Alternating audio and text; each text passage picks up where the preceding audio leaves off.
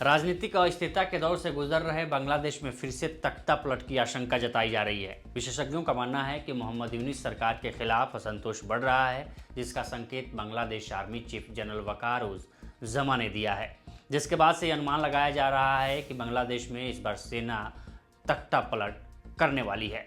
सेनाध्यक्ष जनरल वकार उज जमा ने देश की स्वाधीनता और संप्रभुता के सवाल पर लोगों को आगाह किया है। जानकारों का मानना है कि जनरल वकार उज जमा की शारीरिक भावभंगिमा और भाषा काफ़ी कड़ी नजर आई थी। इससे कई राजनेता भी हैरान हैं। कई राजनेताओं का मानना है कि सेनाध्यक्ष के हालिया बयान की कड़ी भाषा की सबसे बड़ी वजह अंतरिम सरकार और राजनीतिक दलों की नाकामी है। उनमें से कुछ का कहना है कि सामूहिक तख्तापलट के बाद सत्ता संभालने वाली अंतरिम सरकार कई मोर्चे पर नाकाम रही, यानी मोहम्मद यूनिस सरकार कई मोर्चों पर नाकाम रही। खासकर कानून और व्यवस्था की स्थिति को लेकर काफ़ी चिंता और आशंका का माहौल बना हुआ है पूरे बांग्लादेश में। इसके अलावा राजनीतिक दलों में भी मतभेद सतह पर आ गया है। कई लोग इसे समग्र तौर पर एक अनियंत्रित परिस्थिति के तौर पर देख रहे हैं। सेनाध्यक्ष जनरल वकार उज जमा ने अपने भाषण में राजनीतिक दलों को चेतावनी देते हुए कहा कि अगर वो एक दूसरे पर कीचड़ उछालने और लड़ने से बाज नहीं आए तो देश की स्वतंत्रता और संप्रभुता खतरे में पड़ जाएगी। उनका ये भी कहना था कि यह देश सबका है, हम सुख और शांति के साथ रहना चाहते हैं, हम हमले, झगड़े और अशांति नहीं चाहते हैं। सेना प्रमुख का यह बयान ऐसे समय पर आया है जब राजनीतिक दलों के आपसी मतभेद ज़्यादा बढ़ गए हैं। खासकर बीते कुछ दिनों से बीएनपी और जमाते इस्लामी के बीच वाक युद्ध का सिलसिला लगातार तेज हो रहा है। विभिन्न क्षेत्रों के सुधार, स्थानीय चुनावों और संसदीय चुनावों के मुद्दे पर इन दोनों दलों के आपसी मतभेदों का असर दूसरे राजनीतिक दलों पर भी पड़ने लगा है। इन मुद्दों पर पार्टियों का परस्पर विरोधी रुख अब साफ नजर आ रहा है। दूसरी ओर शेख हसीना सरकार के खिलाफ सड़कों पर उतरकर आंदोलन का नेतृत्व करने वाले छात्रों ने अपनी नई पार्टी का गठन 28 फरवरी को कर लिया है। इस पार्टी के गठन की कवायद में शामिल कई छात्र नेताओं ने भी विभिन्न मुद्दों पर बीएनपी की आलोचना की है, जिसकी वजह से विवाद भी पैदा हुआ है। मोहम्मद यूनिस के अंतरिम सरकार में शामिल छात्रों के 3 प्रतिनिधियों में से एक नाहिद इस्लाम ने सलाहकार के पद से इस्तीफा दे दिया है। अब वो नई पार्टी का नेतृत्व संभालेंगे। सेना प्रमुख जनरल वकार उज जमा ने अपने भाषण में ये भी कहा था कि उनकी कोई निजी महत्वाकांक्षा नहीं है। उनकी इस टिप्पणी पर भी चर्चा हो रही है, लेकिन कई राजनेताओं का कहना है कि विभिन्न गिरोहों की अनुशासनहीनता और भीड़ की हिंसा जारी है। इसके साथ ही डकैती, लूट और रंगदारी पर भी अंकुश नहीं लगाया जा सका है। पूरे बांग्लादेश में ये अनियंत्रित रूप से फैल रहा है। कानून और व्यवस्था की स्थिति में भारी गिरावट दर्ज की गई है और अंतरिम सरकार के प्रति भरोसा कम हुआ है। ऐसे में अब इस सवाल पर भी चर्चा हो रही है कि अगर यह सरकार चौतरफा अराजकता के माहौल को संभालने में नाकाम है तो क्या देश में सैनिक शासन लागू हो सकता है।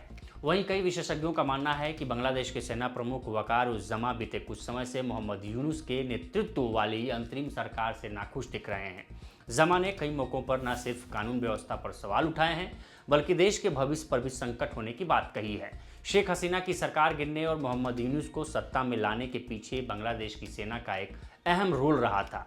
हालिया दिनों में ऐसे दावे सामने आए हैं कि सेना में मौजूदा यूनुस सरकार को लेकर भरोसा कम हो रहा है। कहा जा रहा है कि सेना प्रमुख जमा को यूनुस दरकिनार करने में लगे हैं और इसके पीछे पाकिस्तान है। ऐसे दावे हैं कि जमा को दरकिनार कर पाकिस्तान अपनी पसंद के लोगों को अहम पदों पर बैठाने की कोशिश में है।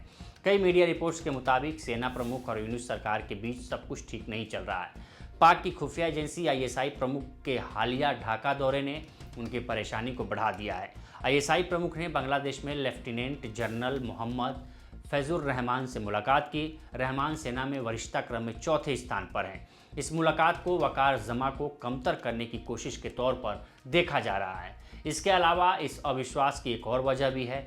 वकार की नियुक्ति शेख हसीना के समय हुई। उनकी पत्नी भी हसीना की चचेरी बहन है।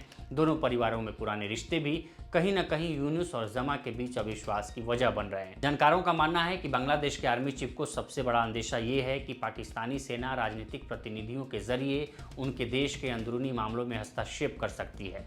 जमा को हटाकर लेफ्टिनेंट जनरल मोहम्मद फैजुर रहमान को नया सेना प्रमुख बनाए जाने की भी चर्चा चल रही है। रहमान को अपने कट्टरपंथी रुख के लिए जाना जाता है। उनको पाकिस्तानी सेना की पसंद माना जा रहा है। इससे जमा की चिंता बढ़ना स्वाभाविक है, ये जानकारों का मानना है। जानकारों का कहना है कि अगर ऐसा हुआ तो पाकिस्तान का बांग्लादेश की आर्मी में सीधा दखल हो जाएगा। अपने हालिया बयान में वकार उज जमा ने कई बार कहा भी है कि वह देश में जल्द चुनाव चाहते हैं। दूसरी ओर यूनुस का रवैया चुनाव टालने का है, जिस पर शेख हसीना की विरोधी बीएनपी भी सवाल उठा चुकी है। विशेषज्ञों का मानना है कि चुनाव के प्रति जमा ने प्रतिबद्धता जताई थी, ऐसे में वह इस वादे को पूरा करते दिखाना चाहते हैं। जमा को बांग्लादेश की सेना की छवि की चिंता है। उन्हें लगता है कि देश की चुनौतियों के बीच निष्क्रियता से सेना की छवि धूमिल हुई है, ये जानकार कह रहे हैं और वहाँ के विशेषज्ञ कह रहे हैं। बांग्लादेश में सेना और सरकार के बीच बढ़ते तनाव से देश की राजनीतिक स्थिरता पर भी असर पड़ रहा है। आने वाले समय में अगर मोहम्मद यूनुस और जनरल जमा के बीच टकराव हुआ तो यह देश को एक नई अनिश्चितता के दौर में पहुंचा सकता है। ऐसे में आने वाले कुछ दिन बांग्लादेश की राजनीति के लिहाज से बहुत अहम हैं, जिसका असर भारत में भी देखने को मिलेगा। तो फिलहाल इस स्टोरी में इतना ही। इस पर आपकी क्या राय है हमें कमेंट कर सेक्शन में ज़रूर बताएं। बाकी देश दुनिया की तमाम खबरों के लिए बने रहें लोकमत हिंदी के साथ।